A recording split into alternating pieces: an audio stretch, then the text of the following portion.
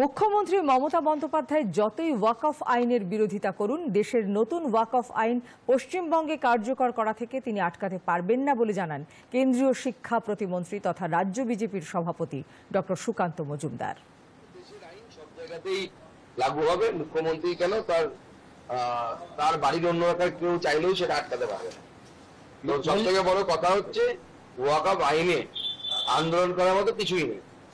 আমি তো একটা সিম্পল প্রশ্ন করতে চাই, ওয়াকফ যে আইনের বিরুদ্ধে এত বড় কথা বলা হচ্ছে, আমি তো মুখ্যমন্ত্রীকে বলছি যে মোদির ওয়াকফ আইন যে পরিবর্তন হচ্ছে সেটা আমি ধরে নিলাম তর্কের খাতিরে কিছুক্ষণের জন্য এটা খারাপ।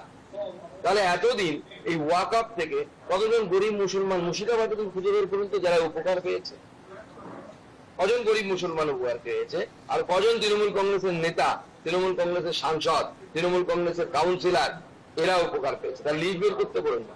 মুখ্যমন্ত্রী তো একসময় ওয়াকফ নিয়ে যখন তিনি বিরোধী দলনেত্রী ছিলেন সিবিআই তদন্তের কথা বলতেন।